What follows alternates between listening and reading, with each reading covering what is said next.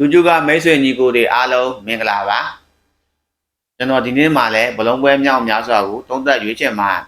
ပေးမှဖြစ်ပြီးတော့တပွဲကောင်းလက်ဆောင်ပဲကျွန်တော်ပေးသွားမှာလည်းဖြစ်ပါတယ်မနေ့ကကျွန်တော်ရဲ့တပွဲကောင်းလက်ဆောင် special တစ်ကိုမိတ်ဆွေတို့ကိုစပါးကူပေါင်းအောင်ရွေးချယ်ပေးခဲ့ရမှာတော့အဆင်မပြေဖြစ်ခဲ့ပြီးတော့ဘူကီတွေကြီးလိမ်တဲ့ပွဲစဉ်နဲ့တိုးခဲ့ပါတယ်မနေ့ကကျွန်တော်ရဲ့ VIP တစ်ပွဲစဉ်တွေကိုတော့နှစ်ပွဲတောင်ကျွန်တော်ရောင်းပွဲထုတ်ခဲ့ပြီးတော့လိုက်စစ်နဲ့အင်တာမီလန်ဘော်ဒီတို့နှစ်ပွဲစလုံးကိုအနိုင်ရရှိခဲ့ပါတယ်။ဒါကြောင့်ဒီနေ့မှာလည်းကျွန်တော်ရဲ့ VIP တစ်ထွက်ရှိထားပါတယ်။ဒါရောက်ဆုံသွင်းနေတဲ့မိတ်ဆွေညီကိုများရှိရင်တော့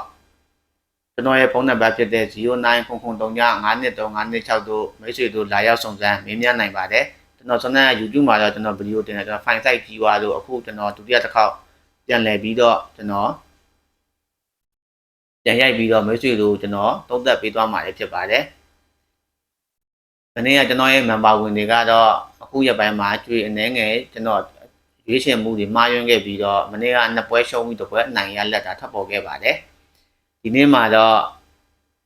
ကျွန်တော်ရဲ့ member ဝင်တွေကိုပြန်လည်အနိုင်ရရှိအောင်ရွေးချယ်ပေးမှဖြစ်ပြီးတော့ member ဝင်တွေကိုမနေ့ကကျွန်တော်ရဲ့ VIP တစ်ပွဲစဉ်ကိုကျွန်တော် Inter Milan Body လက်ဆောင်ပေးခဲ့ပါတယ်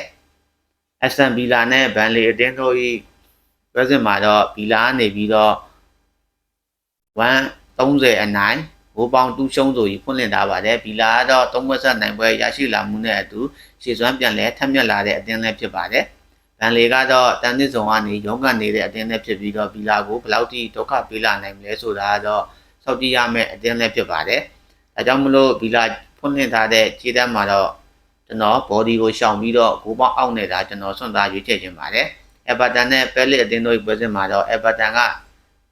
level အစိတ်အရှုံး9ပေါင်းနှလုံး50အရှုံးဆိုပြီးဖွင့်လှစ်ထားပါတယ်။ပြည်များလိမှာရှုံးပွဲမရှိနဲ့ဖြတ်တန်းထားတဲ့ Crystal Palace လိုအသင်းကို Everton ကကြေကြောပေးလာမှုမှာတော်တော်စဉ်းစားရမယ့်ခြေတန်းလည်းဖြစ်ပြီးတော့ Everton နဲ့တွေ့ဆုံတိုင်းနောက်ဆုံး9ချိန်မှာတစ်ချိန်မှအနိုင်ရရှိထားခြင်းမရှိတဲ့ Crystal Palace ကိုတော့ကျွန်တော်လက်ချောင်ခြင်းပါတယ်။ဒါကြောင့်မလို့ Everton body ကိုဒါကျွန်တော်ကြိုက်နေတတ်ပါတယ်။ Castle နဲ့ Nottingham Forest အသင်းတို့ပွဲစဉ်မှာတော့ 1D ခြေတန်းဖွင့်လှစ်ထားပြီးတော့ Castle ကနေကိုပေါင်း30အနိုင်ဆိုပြီးဖွင့်လှစ်ထားပါတယ်ဒီပွဲစဉ်မှာတော့နှစ်သင်းစလုံးရမတ်အမှန်တကယ်လိုအပ်နေပြီးတော့ကာဆယ်ကခြေစွမ်းအနှဲငယ်ပြန်လည်ကောင်းမွန်လာပြီးနော်တင်ယာဖော်တက်ကတော့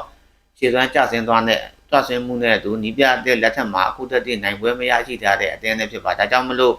အပြန်အလှန်ဂိုးသွင်းမှုတွေဖြစ်ပေါ်လာနိုင်တဲ့ပွဲစဉ်ဖြစ်တာကြောင့်1D ခြေတန်းကိုရှောင်ပြီးတော့ကျွန်တော်ဂိုးပေါင်းအပေါ်ကိုဒါကြိုက်နေတတ်ပါတယ်ဘူးနဲ့ဘလိုက်တန်အသင်းတို့ပွဲစဉ်မှာတော့ဘလိုက်တန်နေပြီးတော့ level 90အရှုံးဘိုးပေါင်း3090အနိုင်ဆိုပြီးဖွင့်လှစ်ထားပါတယ်ဗလိုက်တန်ကတော့အတင်းကြီးနဲ့တွေ့ရင်ရလက်ကောင်းမွန်လေးရှိပြီးတော့အတင်းငယ်နဲ့တွေ့ရင်တော့လှုပ်ရှားတတ်တဲ့အတင်းနဲ့ဖြစ်တာကြောင့်ယုံကြည်ထားလို့တော့မရပါဘူးဒါကြောင့်မို့ကျွန်တော်ဝူပါဟတ်တန်ဘော်ဒီကိုဒါကြိုက်နေတတ်ပါတယ်ဘက်ဖိုးနဲ့ Man City အတင်းတို့ရဲ့ပွဲစဉ်မှာတော့ Man City ကနေပြီး 1+20 အနိုင်ဘိုးပေါင်း330ပြားအရှုံးဆိုပြီးဖွင့်လှစ်ထားပါတယ်ဒီပွဲစဉ်မှာတော့ Man City ကလီဗာပူးရှုံးနေထားတာကြောင့်ပရီးမီးယားလိ1-4တဲ့ပြန်ဝင်မှုအတွက်ကိုမဖြစ်မနေနိုင်ဝဲလိုပါတယ်ဒါကြောင့်မလို့အိမ်ဝင်၄ဘွက်ဆက်ကြီးအောင်ထားတဲ့ Bradford ကိုစန့်ကျင်ခြင်းပါတယ် Man City body နဲ့ကိုပေါင်းအပေါ်ကိုကြိုက်နေတတ်ပါတယ်အလာဘတ်နဲ့ Echi အတင်းတို့ရဲ့ပွဲစဉ်မှာတော့အလာဘတ်ကနေပြီး level 40အရှုံးဘိုးပေါင်းနှလုံး10ပြားအနိုင်ဆိုရင်ဖွင့်လှစ်ထားပါတယ် Echi ကတော့စပိန်လာလီဂါ9ပွဲရှင်ပြိုင်ပြီးရမှာ9ပွဲစလုံးကိုလောင်းကြီးအောင်မြင်မှုရရှိထားတဲ့အသင်းလေးဖြစ်တာကြောင့်ဒီနေ့ပွဲစဉ်မှာတော့10ပွဲဆက်အနိုင်ရရှိသွားနိုင်မလားဆိုတာတော့စောင့်ကြည့်ရမယ့်ပွဲစဉ်လည်းဖြစ်ပြီးတော့အလာဘတ်ကတော့လောင်ကြီးနှစ်ပွဲဆက်ရှုံးနေထားပြီးတော့တပွဲတာနောက်ဆုံး3ပွဲမှာတပွဲတာလောင်ကြီးအောင်မြင်ထားတဲ့အတင်းပဲဖြစ်ပါတယ်ဒါကြောင့် level 40ရှုံးတော့ရင်းပြီးတော့ကျွန်တော်အလာဘတ်ဘော်ဒီကိုဒါကြိုက်နေတတ်ပါတယ်စီဗီလာနဲ့ဘာစီလိုနာအတင်းတို့ပွဲစဉ်မှာတော့ဘာစီလိုနာကနေ1-10ပြားအရှုံး9ပေါင်း335မှုအရှုံးဆိုပြီးဖွင့်လှစ်ထားပါတယ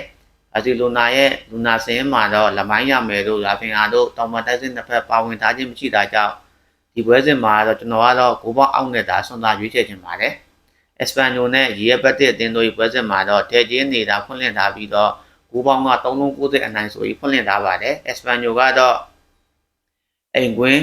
ရှုံးပွဲမရှိအသင်းဖြစ်ပြီးတော့ဘတ်တစ်ကလည်းအဝေးကွင်း3ပွဲဆက်တည်ကြထားတဲ့အသင်းလည်းဖြစ်ပါတယ်။ဒါကြောင့်မလို့ယူပါလီမှာလိုင်းနဲ့ခြံထားတဲ့ရီယက်ဘတ်တစ် body ကိုဒါကျွန်တော်ကြိုက်နေတတ်ပါတယ်။ဘတ်တစ် body ကိုကြိုက်ပါတယ်။ရဲဆိုတီနဲ့ဘလက်ကာနိုအသင်းတို့ရဲ့ပွဲစဉ်မှာတော့ရဲဆိုတီတဲ့အနေပြီးတော့ level 80အရှုံး9ပေါင်းနှလုံး5မှုရှုံးဆိုပြီးဖွင့်လှစ်ထားပါတယ်ဒီပွဲစဉ်မှာတော့ကျွန်တော် body ကိုရှောင်ပြီးတော့9ပေါင်းအောက်တစ်ချောင်းနဲ့ဒါအကြိုက်ညက်တတ်ပါတယ် ဆက်တာဘီကိုနဲ့အတ္တလန်တီကိုမက်တစ်အသင်းတို့၏ပွဲစဉ်မှာတော့တီကိုကနေပြီးတော့1+60အနိုင်ဘိုးပေါင်း2ရှုံးဆိုပြီးဖွင့်လှစ်ထားပါတယ်တီကိုကတော့လာလီဂါနှစ်ပွဲဆက်အနိုင်ရရှိထားပြီးချန်ပီယံလိပွဲစဉ်မှာလည်းထပ်မံအနိုင်ရရှိထားတဲ့အသင်းနဲ့ဖြစ်ပြီးတော့တိုက်စစ်တွေကဂိုးမြူးနေတဲ့အသင်းတစ်သင်းနဲ့ဖြစ်ပြီးတော့ဆက်တာဘီကိုကတော့စပိန်လာလီဂါမှာနိုင်ပွဲမရရှိသေးတဲ့အသင်းနဲ့ဖြစ်ပါတယ်၅ပွဲတည်နှစ်ပွဲရှုံးရလက်ပန်းဆိုင်ထားတဲ့အသင်းနဲ့ဖြစ်ပြီးတော့ပြီးခဲ့တဲ့အပတ်ယူပါလိပွဲစဉ်မှာဒါနိုင်ပွဲရရှိထားတဲ့အသင်းနဲ့ဖြစ်ပါတယ်။ဒါကြောင့်မလို့ကျွန်တော်ကတော့ချစ်တက်နေတဲ့အတ္တတီကိုမက်တစ်ဘော်ဒီကိုဒါကျွန်တော်ကြိုက်နေတတ်ပါတယ်။ဘာကြောင့်လဲဆိုရင်တော့အတ္တလန်တီကိုကအဆင့်1ကနေ4အထိဝင်ရောက်နိုင်ဖို့ကိုဒီနေ့ပွဲစဉ်မှာအနိုင်ရရှိထားဖို့တော့လိုပါတယ်။ဒီနေ့ကျွန်တော်ရွေးချယ်ပေးလိုက်တဲ့ပွဲစဉ်အကုန်လုံးထဲကမှကျွန်တော်ကြိုက်နေတတ်တဲ့တပွဲကောင်းလက်ဆောင်ကတော့အတ္တတီကိုမက်တစ်ဘော်ဒီကိုကျွန်တော်ကြိုက်နေတတ်ပါတယ်ကျွန်တော်ရဲ့ YouTube channel ကို subscribe မလုပ်ရသေးတဲ့မိတ်ဆွေညီကိုများချင်း subscribe လုပ်ပေးဖို့ကိုကျွန်တော်မှတောင်းဆိုချင်ပါတယ်ကျွန်တော်ရဲ့ fan တွေအကုန်လုံး like လေးနှိပ်ခဲ့ပြီးတော့ share ပေးလို့ရတဲ့မိတ်ဆွေညီကိုများရှိရင်တော့ share ပေးခြင်းဖြင့်ကျွန်တော်ကိုကူညီပေးလို့ရပါတယ်မိတ်ဆွေတို့ဘောလုံးကစားဖို့ဘောလုံးအင်ဂျစ်လိုက်ချနေတယ်ဆိုရင်တော့ကျွန်တော်ကြော်ညာလက်ခံထားတဲ့ညီမလေး UKC မှာသွားရောက်အကောက်ဖွင့်စော့ပြီးတော့ဆော့ကစားနိုင်ပါတယ်မြန်မာချင်းနဲ့ဆော့ကစားခြင်းတဲ့မိတ်ဆွေညီကိုများရှိရင်တော့9လုံးမင်းနဲ့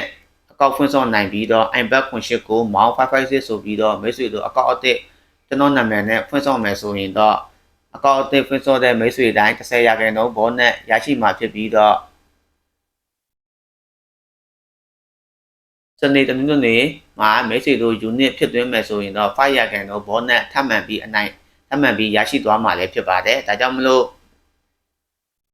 ယူကီဆိုတဲ့ညီမလေးဘောလုံးအေဂျင့်ချီမှာယုံကြည်စိတ်ချစွာမိတ်ဆွေတို့အကောက်ဖွင့်စားနိုင်ပါတယ်ယူကီညီမလေးရဲ့ Viber ဖုန်းနံပါတ်ဖြစ်တဲ့0966093533ဆိုပြီးတော့မိတ်ဆွေတို့တွားရောက်ဟိုင်းပြီးတော့အသေးစိတ်မေးမြန်းနိုင်ပါတယ်ယူကီညီမလေးရဲ့ Telegram ရဲ့ link ကိုလည်းကျွန်တော် comment မှာချထားပေးမှာဖြစ်ပါတယ်မိတ်ဆွေတို့အတွက်သတင်းကြိုလာပြင်းနေမနေ့ပြန်မှာရောက်ရှိလာမှာဖြစ်တဲ့အတွက်မိတ်ဆွေတို့ပျော်ရွှင်မှုအပေါင်းနဲ့ပြည့်စုံပါစေလို့ကျွန်တော်မှဆုမကောင်းတောင်းပေးလိုက်ပါတယ်မိတ်ဆွေများအားလုံးဝတ်လက်ပါ